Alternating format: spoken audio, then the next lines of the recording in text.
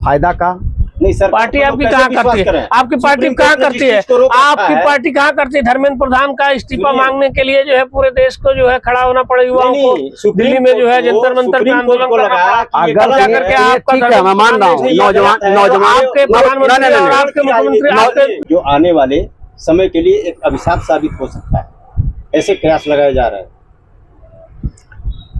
अच्छा, इसका मुझे फक्र है अपने उन सेना के नौजवानों के ऊपर कि आज जम्मू कश्मीर में हमारे जैसे स्वतंत्रता दिवस की पूर्व संध्या है और पूरी देश पूरी दुनिया उत्साह में है। और ये उत्साह है देश की आज़ादी का, ये उत्साह है इस देश की उन्नति का, ये उत्साह है इस देश की तरक्की का, और ये उत्साह है आज के भौतिकवाद का, और ये उत्साह है आज के नए भारत का। ये उत्साह है हमारे भारत की सीमाओं पर लड़कर अपने देश की सीमा को सुसज्जित सुरक्षित करने वाले उन जाबाज सिपाहियों को। और ये जो हंसी है, ये जो भाव है, ये हमारे जो क्रांतिकारी थे उनकी वजह से है। और यही वजह है कि आज हम अपना राष्ट्रीय पर्व मना रहे हैं। पूर्व संध्या है, और हमेशा जब इस तरह के पर्व आते हैं तो पुरानी गाथा, बलिदानियों के द्वारा किए गए उनकी कहानियाँ अमर हो जाती हैं। और वो अमर कहानियाँ आज किस्सों में न होकर के हम सब की जुबानी है, और हम सब की जुबान से उन अमर शहीदों की और उन त्यागी बलिदानी पुरुषों की चर्चा करेंगे। नमस्कार, मैं हूँ आशीष शुक्ला और मेरे साथ इस समय रुडेश शुक्ला जी हैं। भारतीय जनता पार्टी से युवा राजनीति से, छात्र संघ की राजनीति से आए और युवा नेतृत्व किया, और आज भारतीय जनता पार्टी में एक अहम किरदार निभाते हैं। और किरदार इसलिए भी कहा जाए कि एक लंबा दौर इन्होंने पॉलिटिक्स में देखा है।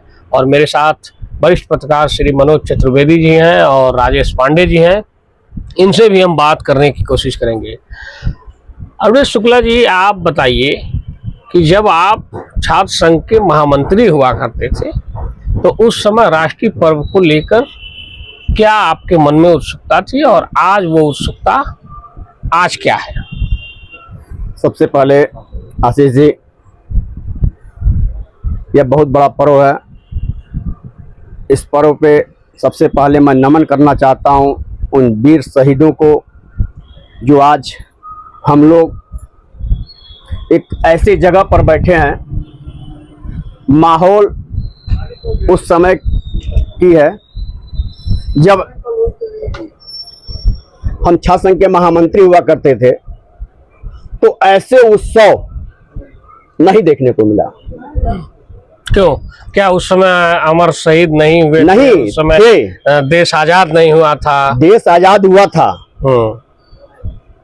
लेकिन आज के वर्तमान में मैं किसी के ऊपर दोष नहीं दे रहा हूं। वह शहीद का नाम देश से गायब हो गया था। अब मुझे गर्व है आज इस तरह का प्रचार पूरे देश में आज हो रहा है। ये बहुत बड़ा उत्साह है। मैं बताऊं आपको, हम लोग कभी घर पे झंडा नहीं लगाते थे। तिरंगा यात्रा, तिरंगा यात्रा कभी नहीं निकला। तो तिरंगा यात्रा से निकालने से आप सबसे बड़े देशभक्त हो गए, बाकी जो तिरंगा यात्रा नहीं निकालने वाले देशभक्त नहीं है? नहीं नहीं नहीं नहीं, नहीं। हाँ। ये जोश है, ये जोश है। अरे भाई, जोश तो हमारे क्रांतिकारियों ने किया था। बिल्कुल। बम मारकर सैंडर्स की हत्या की थी, तब जाकर के आजादी मिली थी। बिल्कुल। हमारे दांडी यात्रा से आजादी मिली थी। आपके तिरंगा दिखाने से आजादी थोड़ी मिल गई थी। आशीष जी देखिए, ये देश की बात है, हम किसी पार्टी की बात नहीं कर रहा हूं। आज वर्तमान में भाजपा की सरकार है, इससे पहले कांग्रेस की भी सरकार थी। क्या इससे पहले कभी देश के बारे में कोई चर्चा होती थी? क्यों नहीं होती थी? देश की चर्चा नहीं होती थी? नहीं होती थी। किसकी? किसकी? मुगलों की होती थी, मुगलों की हुई, देशद्रोहियों की हुई। आज के वर्तमान में आप देख लीजिए, आज हम कश्मीर में झंडा फहराए हैं, आज घर घर झंडा फहराए हैं। देखिए, कश्मीर के मुद्दे पर मैं एक बात कहना चाहूंगा पांडे जी, आप इससे इत्तेफाक रखते होंगे कि कश्मीर का जो मुद्दा था वो भारत के लिए बेहद महत्वपूर्ण था, और कश्मीरी पंडितों के विस्थापित होने का मुद्दा हो, या फिर कश्मीर में आतंकवाद का मुद्दा हो, या कश्मीर को अमन चैन को मिटाने वाले जितने सक्रिय थे, वो ठीक बातें हैं। और हमारे जो देश की कानून थी जो 370 लागू हुआ था, और उसमें तमाम तरह की झोल थी जिससे वहाँ समस्याएं हुई। क्या आपको लगता है कि कश्मीर की समस्या अब समाप्त हो गई है? पिछले अगर परिवेश को देखा जाए तो आज के परिवेश में और पिछले परिवेश में काफी अंतर आया है। कभी हुआ करता था कि वो लाल चौक पर कभी तिरंगा नहीं फहराया जा सकता था, जो फहराता था उसे गोली मार दी जाती थी। आज ऐसा नहीं है, तो परिस्थितियां काफी चेंज हुई हैं। व्यूअर से एक जानकारी मैं आपको बता दूं, हालांकि अधिकतर लोगों को पता होगी, जम्मू कश्मीर के कश्मीरी पंडितों को, यानी कि जो सरकार में काम कर रहे हैं कश्मीरी पंडित, उनको छुट्टी पर भेजा गया है। इसकी वजह यह है कि कुछ आतंकी संगठनों ने कश्मीरी पंडित जो सरकार में काम कर रहे थे उनको, उनकी मर्डर और उनकी हत्या का प्लानिंग बनाया था, इसलिए वहाँ की पुलिस और वहाँ की सुरक्षा एजेंसियों ने उन्हें छुट्टी पर भेज दिया है। हालांकि 370 हटने के बाद वहाँ कई तरह के पुलवामा हमले हुए, और बीच में बड़ा अटैक हुआ, हमारे जो टूरिस्ट थे उनको मारा गया। तो देखिए, ठीक बात है, कश्मीर में बदलाव हुआ, कश्मीर में आज़ादी आई, कश्मीर में भारतीय जनता पार्टी की वजह से, नरेंद्र मोदी जी की वजह से न्याय मिला, ये सब सही है। लेकिन जो हमारे अभी जो भौतिक जो अभी ज़रूरतें हैं, उन ज़रूरतों को कहाँ तक पूरा कर पाई है पार्टी या फिर जो दल है, और यही वजह है कि लगातार उतार चढ़ाव की स्थिति बनी हुई है। क्या आपको लगता है कि जो पहले की राजनीति और अब की राजनीति में अंतर आ गया है? अंतर है। अभी आपने कश्मीर के मुद्दा पे आदरणीय पांडे जी से कहा है, तिरंगा यात्रा को लेके चाहे झंडा को लेके, उस समय हम युवा मोर्चा में जिला अध्यक्ष थे, कांग्रेस की सरकार थी, हम लोग लाल चौक पे युवा मोर्चा का आह्वान था कि भारतीय जनता युवा मोर्चा के लोग झंडा फहराएंगे कश्मीर में। स्थिति यह थी, हम लोग झंडा फहराने के लिए महाराजगंज से जम्मू कश्मीर के लिए कूच किए थे पांडे जी। वह भयानक स्थिति मैं अपने आंखों से देखा। क्या हो गया था उस समय? उस समय गोली, जितने लोग थे इनके ऊपर लाठियां बरसाई गई। नहीं, लाठियां बरसाई गई। हमको सुरक्षा भाई साहब बता रहा हूँ, मैं झंडा फहराने गया था, मैं मार करने नहीं गया था, हम आतंकवादी नहीं थे, हम भारत देश के वासी थे। सुरक्षा भी तो हमारे सुरक्षा को नहीं, मैं बताऊं, कुछ ट्रेन को रात में ही मोड़ दिया गया। जो जिस व्यक्ति को जाना था जम्मू कश्मीर, वह पहुंच गया अहमदाबाद, वह पहुंच गया मध्य प्रदेश। लोग सोचते रह गए, हमको तो आना था जम्मू कश्मीर। उस समय की स्थिति में बताऊं, चैन से लोग सांसें नहीं लेते थे। जिसकी आंखें बंद थी वो बंद के तरह ही रह जाती थी, वो खुला नहीं रहता था। आज पारदर्शिता है जम्मू कश्मीर में। मैं बताऊं आपको, जो स्वतंत्रता आज पूरे भारतवर्ष में जिस तरह से जम्मू कश्मीर को देखने को मिल रहा है, इससे पहले कभी देखा नहीं गया। अब मुझे गर्व है, मुझे फक्र है अपने उन सेना के नौजवानों के ऊपर कि आज जम्मू कश्मीर में हमारे जैसे देशवासियों का, आम नागरिकों का सुरक्षा करते हुए वो बलिदान भी हो जाते हैं। आज के वर्तमान में जम्मू कश्मीर के ऊपर इस समय, खैर देखिए, जम्मू कश्मीर एक ऐसा जगह है, कोई कहा नहीं जा सकता कब हमला हो जाएगा, लेकिन पहले वाला हमला नहीं है। हम चैन की सांसें लेकर जम्मू कश्मीर में खुलेआम घूमते हैं, यह विशेषता है। इस बात पे पांडे जी आप भी इत्तेफाक करते होंगे कि भारतीय जनता पार्टी ने जब भी देश पे हमले हुए तो उसका पुरजोर विरोध किया, एयर स्ट्राइक किया, उसके बाद ऑपरेशन सिंदूर किया। बिल्कुल। तो कहीं ना कहीं इस बात से इत्तेफाक रखना पड़ेगा देशवासियों को कि जहां जरूरत आई है, जहां भी नापाक इरादे भारतवर्ष की तरफ देखे गए हैं, उसको कड़ी मुकाबला करके हमारे भारत के जवान सिपाहियों ने उसका कड़ा मुकाबला किया है। और उसमें कहीं ना कहीं जो राजनीतिक इच्छा शक्ति है वो महत्वपूर्ण रही है, ये बात मैं स्वीकारता हूँ। लेकिन 15 अगस्त को लेकर के अभी सरकार की जो तैयारी है हर घर तिरंगा करने की, और अभी आप भी मुख्यालय की तरफ गए थे, तो प्रशासनिक अमले में कितनी खुशहाली है और इसको लेकर के क्या कुछ तैयारियां आपकी नज़र में दिख रही है? इसे जो पिछली सरकारें थी, अगर उनसे तुलना अगर किया जाए तो जागरूकता बढ़ी है, और सरकार ने इसका जो है एक मौका भी दिया है लोगों को घर घर तिरंगा लगाने का, और एक देश के प्रति देशभक्ति का प्रेम जगाने के लिए जो ये सरकार, योगी सरकार काम कर रही है, ये सराहनीय माना जाएगा। क्योंकि ये किसी निजी और योगी सरकार क्या देश नरेंद्र मोदी पूरे देश में हर घर तिरंगा अभियान, जी बिल्कुल। तो आपको भी मतलब इसके साथ जुड़ने का और इसके साथ खुशहाली बांटने का मौका मिल रहा है, अच्छा लग रहा है ये। तो अच्छा, एक सवाल जो अभी लगातार उभर कर आ रहा है कि भारतवर्ष की राजनीति में, उत्तर प्रदेश की राजनीति में, चूंकि उत्तर प्रदेश विधानसभा के चुनाव भी होने हैं, उसमें इधर मैं देख रहा हूँ जातीय गणित, जातीय राजनीति और हिंदू मुस्लिम की राजनीति, इस टाइप से करके राजनीतिक दल अपने लाभ हानि के लिए है। तो क्या आपको लग रहा है कि जो आगामी चुनाव है उसमें इस तरह के जो मुद्दे हैं वो काम आएंगे? देखिए, आज जैसे एक ब्राह्मण की हत्या हो गई बिहार में, एक और ब्राह्मण की हत्या हो गई, वही मैं बात कर रहा हूँ, उस पर क्या ऐसा? देखिए, जो सवर्ण कोर वोटर बीजेपी के कोर वोटर माने जाते थे, अब वो बीजेपी से खसकना शुरू हो गए।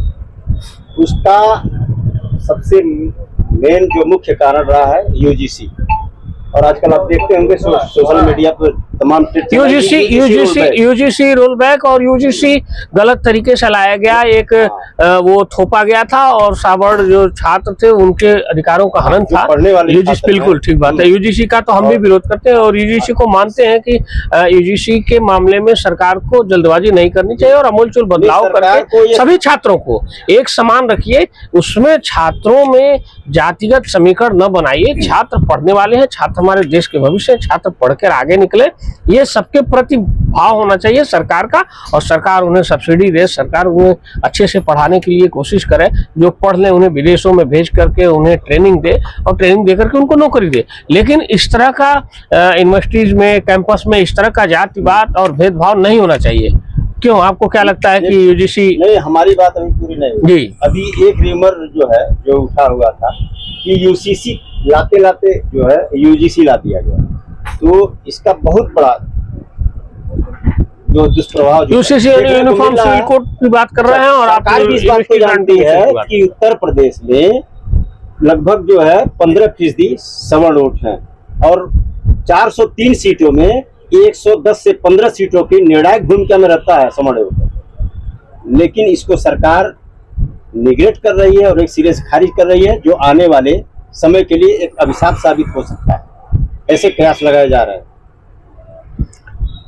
अच्छा, इसका अब बदलाव होगा, आपको क्या लगता है? आप तो बीजेपी में हैं काफी दिनों से, लेकिन आप तो अपनी वाली बात कहेंगे कि कोई फायदा नहीं हो रहा है। आशीष जी, मैं बता रहा हूँ, जो है आपके पक्ष में मैं पक्ष की बात नहीं कर रहा हूँ, जो है सही है। आपने यूजीसी का मुद्दा उठाया, ठीक है, इसमें कोई परहेज नहीं है। अगर छात्रों के साथ गलत होगा तो पार्टी इस पे विचार कर रही है और करेगी भी। अगर नहीं करेगी, नुकसान और फायदा का नहीं सर, पार्टी आपकी कहाँ करती है? आपकी पार्टी कहाँ करती है? आपकी पार्टी कहाँ करती है? धर्मेंद्र प्रधान का इस्तीफा मांगने के लिए जो है पूरे देश को जो है खड़ा होना पड़े, युवाओं को दिल्ली में जो है जंतर मंतर का आंदोलन करके आपका, मैं मान रहा हूँ, नौजवान आपके प्रधानमंत्री और आपके मुख्यमंत्री, आपके नेताओं को तो आगे आना चाहिए। नौजवान ठीक है, मैं मानता हूँ, युवा हर महकमा सुप्रीम कोर्ट में विश्वास करता है, बिल्कुल ठीक। सुप्रीम कोर्ट ने इस चीज को रोक लगाया। अगर सुप्रीम कोर्ट ने रोक लगाया है तो उसको है ना कहीं कहीं गलत हुआ है, लेकिन अभी तक किसी भी बीजेपी के नेता के कान में भी जू नहीं देगा। इस बात को आप नोटिस करिए। देखिए, कहीं न कहीं आपकी सरकार पर एक आरोप है कि आप तानाशाही हैं और आप किम जोन उन की तरह से जो है ना करिए कि देश किसी दूसरे रास्ते पर जाए। अच्छा, आप बताइए, और आप एक चीज जान लीजिए, ये राजतंत्र नहीं है, ये लोकतंत्र है। और तब तक लोग की बात, आम जनता की बात आप नहीं मानेंगे, तब तक जो है आम जनता अपने आप को सुरक्षित नहीं मानेगी। ये देश संविधान से चल रहा है, कानून से चल रहा है, ठीक है। क्या कानून से चल रहा है? आपके यहाँ पेपर लीक हो रहे हैं, आप नहीं आपने उस पे कानून अगर हमारी सरकार में पेपर लीक नहीं, हमारी सरकार, भाई साहब आशीष जी मेरी बात सुनिए, अगर मेरी सरकार में पेपर लीक हुआ है, इस गलती को मैं स्वीकार कर रहा हूँ, मेरी पार्टी में हुआ है। इससे पहले जो भी सरकार रही है, चाहे कांग्रेस की रही है, राज किसने किया? वो कांग्रेस ने किया। राज नहीं, इससे पहले जितना लीक हुआ है वो कांग्रेस की सरकार में हुआ है। बीजेपी की सरकार में पेपर लीक हुआ, मैं स्वीकार कर रहा हूँ। देखिए, भारतीय जनता पार्टी थोड़ा सा कमी हुआ है। अगर धर्मेंद्र प्रधान जी इस्तीफा पहले दे दिए होते, ये नौबत नहीं आई होती, लेकिन उन्होंने इस्तीफा दिया और स्वीकार किया मेरी सरकार में लीक हुआ। लेकिन इसके बावजूद भी कानून बनाया गया है, और कानून बहुत सख्त कानून बना है, बिल्कुल सख्त कानून बना है। अगर अब कभी दोबारा इस तरह की घटना हुई, सरकार कभी माफ नहीं करेगी, क्योंकि ये ऐसा बड़ा जुर्माना लगा है, किसी की शरीर कांप जाएगी। कोई 10 लाख रुपया चाहे 1 करोड़ रुपया भर नहीं पाएगा। आने वाली पीढ़ी, इनकी नस्ल सोचेगी। सुनिएगा पांडे जी, ये गलती हुआ है नौजवानों के ऊपर, क्योंकि नौजवानों का दर्द मैं समझता हूँ। आज दिल्ली में काकरोच पार्टी, अरे भाई, नेपाल में जेएनजी ने सरकार पलट दिया और बालेन साहब वहाँ प्रधानमंत्री बन गए उस हादसे को, और उस विरोध को बहुत नजदीक। ये नेपाल नहीं है, ये नेपाल नहीं है। तो आपको नहीं लग रहा है कि ये भारत है, नया भारत है, ये डिजिटल भारत है, यह योगी की उत्तर प्रदेश की सरकार है। आपको ये भी पता है कि 60% युवा भारत में रहते हैं, और अगर कौन रहते हैं? 60% युवा रहते हैं, आप युवा मतदाता। हाँ, बिल्कुल। अब देखिए, गलतियां कमियां हर लोगों में है। आपको लग रहा है गलतियां हैं, उसको सुधार करेंगे? बिल्कुल सुधार हो रही है। अब हम लोग बात मेन कर ले। हमको लगता है कि देखिए, सरकार शायद ये भूल रही है कि प्रजातंत्र है। पूछिए मैं क्यों कह रहा हूँ। देखिए, कहीं इनकी जो नीतियां हैं वो शासन वाली है। तो अगर प्रजातंत्र है तो उसमें संचालन होना चाहिए, बिल्कुल ठीक बात है, न कि शासन होना चाहिए। बिल्कुल ठीक है, लेकिन शासन जहाँ चलाना है वहाँ चलाइए, लेकिन जब बात मुद्दे की हो तो उसको सुनिए, समझिए, परखिए, और जो बदलाव करने उस बदलाव को करिए। होता बिल्कुल ठीक बात है। सरकार जो कानून नहीं बनाती, इसके पहले तो बना लेना चाहिए सरकार को। बिल्कुल। आखिर आप क्यों लेट उठ रही है? तो ठीक है, बहुत शानदार चर्चा रही, और उस चर्चा में आप सब लोगों का स्वागत रहा। बहुत बढ़िया, धन्यवाद आपको, और हम इसी तरीके से भविष्य में भी चर्चा करेंगे।